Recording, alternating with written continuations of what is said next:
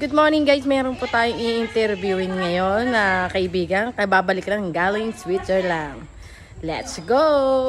Hello guys, nandito na tayo. Ito yung kaibigan ko na galing Switzerland. Hello. Good morning. I-interview natin siya about sa tattoo. Yan, yung mga passion dyan, like tattoo. Yan. Original tattoo po yan. Ano tawag dito, be? Sa tattoo yan?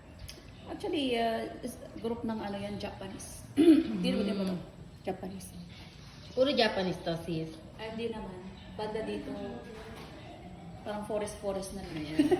Actually, it's about Napakatindi ng natures. tattoo nito, guys. Tignan nyo. Astig. Astig ang tattoo niyan. Pwede pa yan, no? Pwede naman. Ayan. Guys, hanggang puwet yan.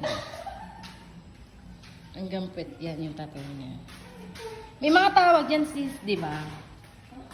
Yan, katulad dito, meron kang dragon. Oh, may, ito, dragon. Dragon.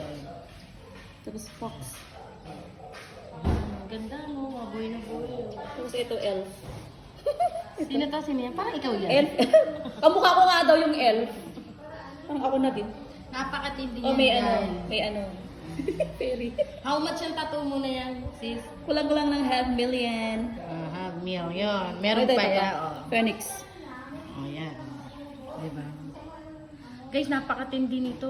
Ilang na session to, sis? Oh, marami. It took 5 years to finish. Oh, 5 years. Eh, paano pa kaya ako? Baka hindi ako umabot ng 5 years. Charot! Hanggang sa dito. Yan, meron pa yan. Kaya lang naya na ako magpakita. Diyan! Ayan, diba?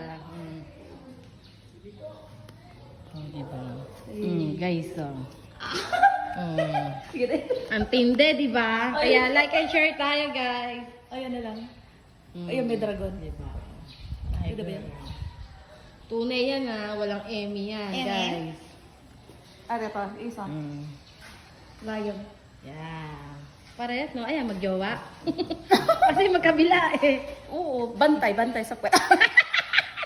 Thank you, sis. Ingat ka pagbalik mo na Switzerland. Salamat din. I love you, thank you.